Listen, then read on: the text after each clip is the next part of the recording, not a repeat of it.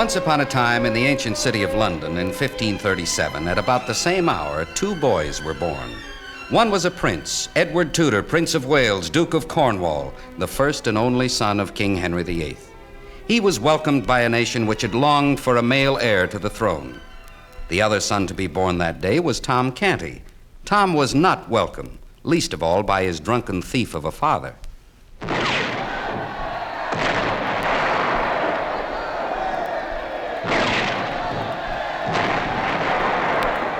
Boom! Boom! Listen to the cannons. Listen to the people rejoicing.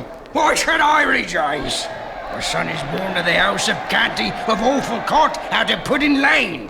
Yeah! Just another mouth to feed. The years passed by. The prince was heir to every blessing that wealth and power could shower upon him. He lounged on silk pillows, and the best teachers in the country taught him arithmetic, ancient history, and the fine arts of fencing, wrestling, and use of quarterstaff. Good shot, your lordship. I'd say that for your age, you're probably the best quarterstaff in London, or all of England for that matter. Tom Canty, the pauper, had lessons to learn, too, but lessons of a different sort. From his drunken father, he was learning to beg and steal. I'll steal by while I tie your leg. Oh! Go on, it's got to be tight, or it won't look like you're crippled. Now, that'll make you obble real good. Dirty your face a bit. But I don't like begging. Like it or not, you'll do it. Time's come for you to support your poor old father. Now get on the straight and don't come back until you bring threepence. Yet the two boys, so far apart in background and learning, had much in common. They had the same sense of adventure. They were the same age, and they looked alike. Tom Canty found this out one day when he went to the palace to catch a glimpse of the king, and when he got too close to the castle gate. Where your manners, you young beggar? Be gone with you! Let go of me. I only wanted to see the prince. Ho there, guard. How dare you treat a boy like that? He was doing no harm. If it please your royal highness, only me orders. Well, these are your orders. Open up the gates and let the boy in. Oh, no, I meant no offense, Your Highness. I only... Oh, don't be frightened. Come inside. Come on. It's all right. I shouldn't. Oh, come on. I command it. Not really. You don't have to if you don't want to. But I would like to talk to you. What is your name? Tom Canty, if it please you, sir. A good Saxon name. And where do you live? In the city, sir. In Awful Court out of Pudding Lane. That's an odd-sounding place. And one by the sound of it where you should be well fed. But you look half-starved. You must come to my apartment and be fed the finest feast the kitchen can provide. Follow me, Tom.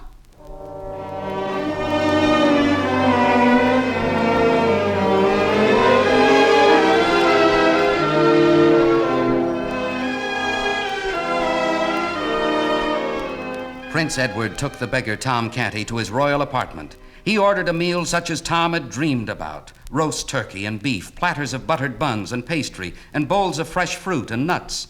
Grateful Tom ate hungrily. Feeling better now? Twice the man, sir. It's lucky for us it's a saint's day. No lessons for once. Tell me more about Awful Court. Do you have a good life there? Not in Awful Court, sir. But there are Punch and Judy shows not far away, and performing monkeys, so finely dressed, and plays, wonderful plays, sir, with the actors shouting and fighting until everyone's dead. Go on, tell me more. Sometimes the lads have fights with cudgels. They have races, too, and in summer, sir, they go swimming in the river and duck each other and splash and dive and play in the mud. Oh, it would be worth a king's ransom just to be free and enjoy it all once. Oh, if only I could dress myself in rags like yours and take my shoes off and play in the mud just once with no one to forbid me. It's quite extraordinary. But you have the same color hair as I have. Yes, I noticed that too. And the same eyes and height and figure. This is heaven sent. I have an idea. We could exchange clothes just for a few hours. Oh, no, Your Highness.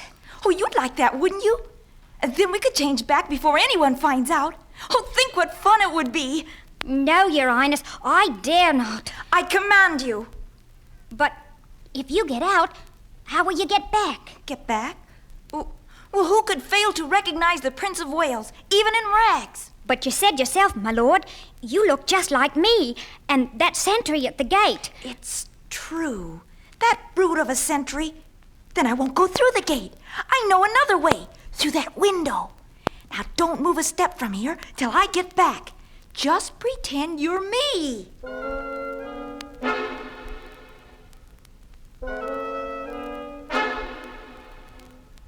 The boys changed clothing, and from that moment on, Prince Edward was no longer a prince heir to the throne of England, but a beggar boy.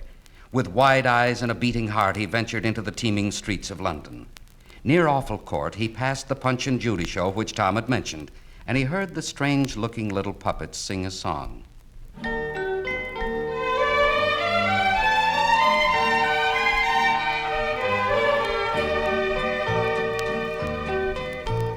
Come, children, come, I entertain you. Gather around to see my fine show. Come, children, come, let not restrain you.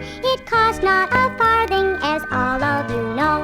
My friends call me Punch, that's Judy, my wife, and Toby the dog is the joy of our life. Come, children, come, let me detain you, singing and dancing wherever I go.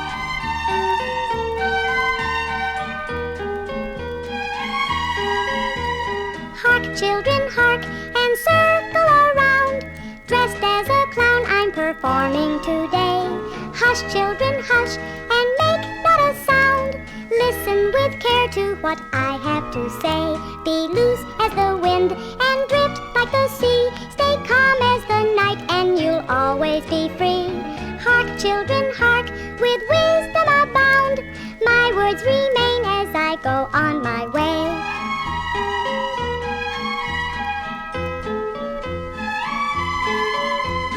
Look, children, look, my show is starting. The floor is the pavement, the roof is the sky. Laugh, children, laugh, the course I'm charting is filled with laughter and never a sigh. I'm dressed like a clown, so gay and so bright. I'll make you all laugh through the day and the night. Go, children, go, it's time for parting. The show is now over, I bid you goodbye.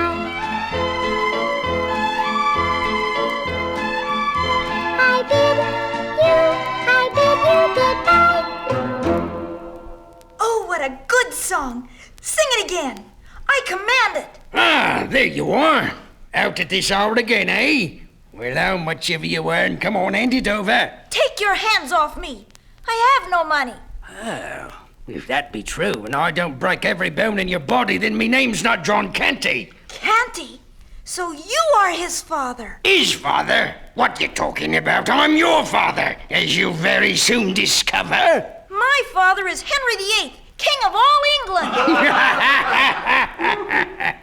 Gone stark staring mad, haven't you? Well, I'll teach you who your father is. Hold! What? Touch one hand of that boy and this blade will cut it off. Oh, so, St. George to the rescue, is it? Well, I'll show you. Remember the steel, beggar? I could run you through. Come on, boys, let's rush him. Quickly, lad, follow me. Let's go. Body snatcher!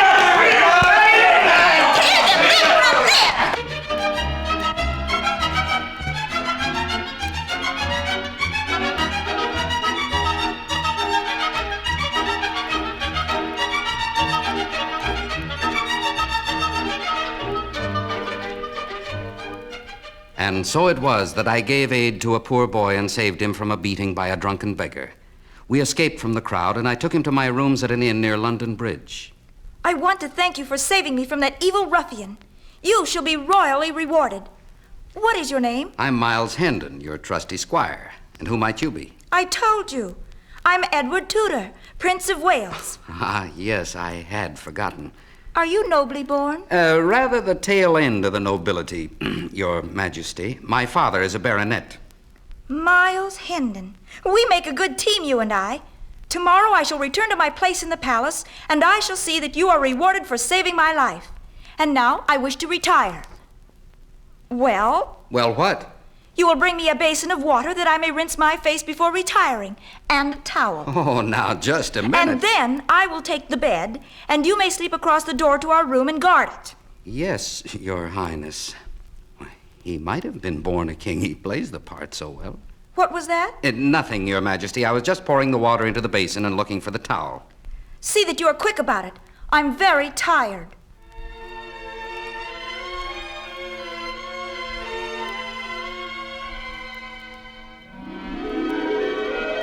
While the boy who called himself Edward Tudor spent the day on the streets of London, a very scared Tom Canty, dressed in the prince's clothes, was in the royal court. Who is there? I, my lord, the Earl of Hertford. Enter. I come with some routine matter, my lord, which should require your attention, and, why, what's the matter, my lord? Are you not well? Have mercy. I'm no lord, just a pauper. Oh, what words are these? I beg you, let me see the prince. My lord, you are the prince. No, I am a poor beggar. Oh, sudden sickness has deranged your mind. Let me go and find a doctor. Merciful heavens, the prince is mad. Soon word spread throughout the palace, and the Earl was summoned to bring the prince before King Henry himself. The once robust and healthy king, a champion wrestler and swordsman, was now an old man, but a glimmer of his former power still remained. Bring me my son. Yes, your majesty, I have him right here. Now, my boy, come here. What's all this I hear, eh? You wouldn't play a silly trick like this on your old father, the king, would you? The king? Oh, God have mercy on me. Come to your father, child. Don't break my heart, my son. Say you know me. I know you, sire. You are the dread lord, the king whom God preserve. Good. Good, you know me.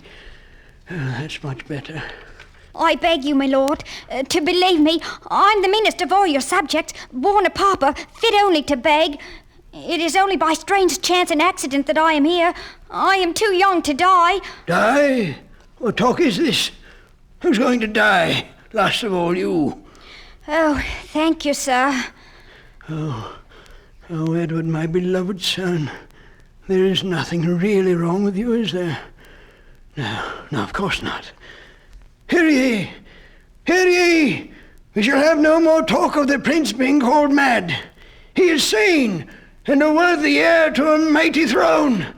Now let there be singing and feasting. If it's all right then, sir, may I go home now? Home? Yes, your highness. Back to Awful Court off Pudding Lane. Awful Court? Pudding Lane? Oh, my, the gods, perhaps the boy really is mad after all. The king is dead! King Henry is dead!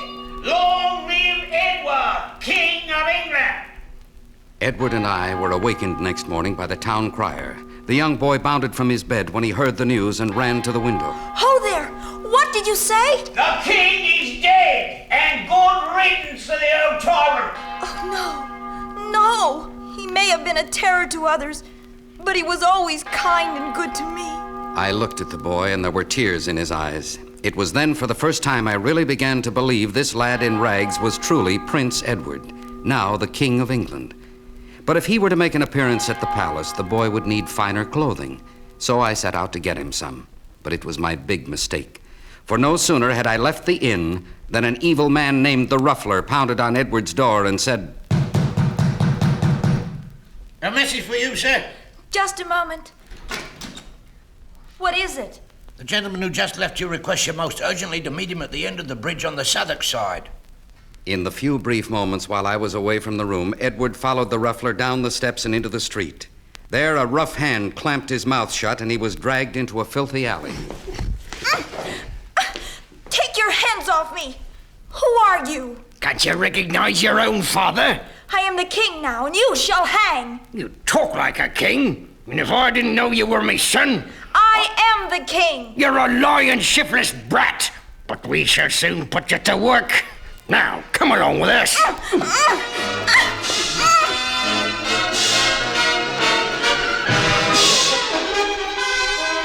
When I returned to the inn, the boy was gone. From the peddlers and beggars on the streets, I quickly found out he had been kidnapped and led away by John Canty.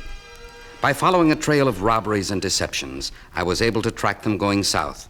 And after a week of fruitless searching, I happened upon a group of swarthy rabble camping in a grove of trees. The curse of heaven upon the law of the king. Wait, I tell you now, and listen. As of this minute, that law is ended. Who the devil are you? I am the king. Brothers, he is my son, a dreamer, a fool, and stark mad. He really thinks he is the king. I am the king. Let's crown him Foo-Foo the First, king of the moon calves. Crown him! Crown him! Hey, here's a tin basin. Crown him with it. No, wait. Robe him! Robe him! Here's a horse blanket. Robe him. You don't understand. Wait. Throne him! Throne The him! barrel. Sit him on the pickle barrel. Hold! Stay right where you are. Miles Hendon. What base mockery is this? What treason? Welcome, Sir Miles. Sir Miles? Ha! What scarecrow night is this? State your business and speedily. I am protector and champion of the king. I am here to reclaim him. He is mad too. This was the rogue who kidnapped me son. A cowardly wretch. If you want the boy, you'll have to fight us to get him. If you crave a fight, I am ready. Arm yourselves, men. Grab cudgels and sticks. Take flight, Edward, quickly. No, Go, now, before the fight starts. no. A good king will not run from a fight. I'm an expert with the quarterstaff. They want a battle, men? Then lie on.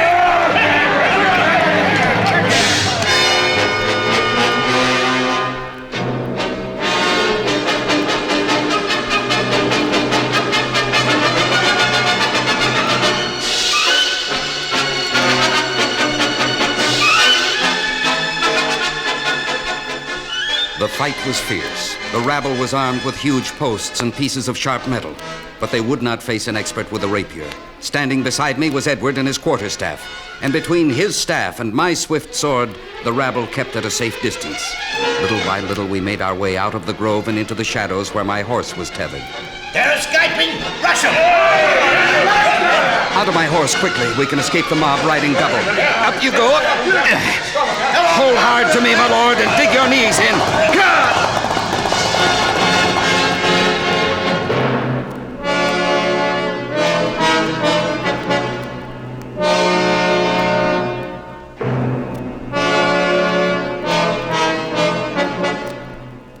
After we had put many miles between ourselves and the crowd of beggars, we dismounted and slept.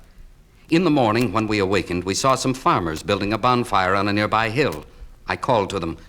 Why are you building a bonfire, good souls? There'll be bonfires ablaze on every hilltop in the land tonight.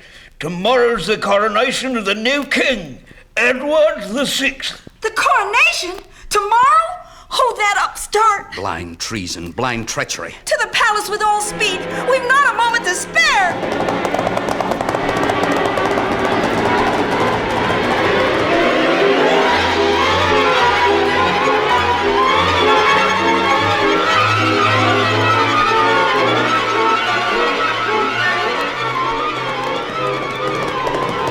I fear, my Lord King, that we will not reach the palace in time.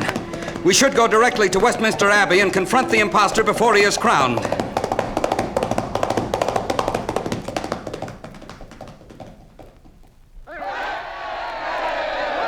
My lord, look at the guards around the abbey.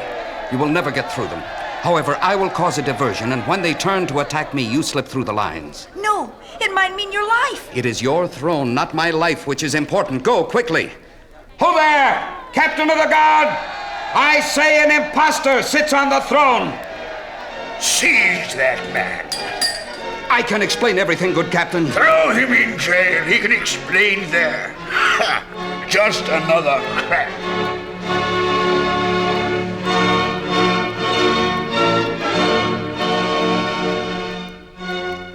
While I was diverting the guard, Edward slipped through their ranks and entered the abbey. He picked his way up the far aisle and stood near the Archbishop of Canterbury.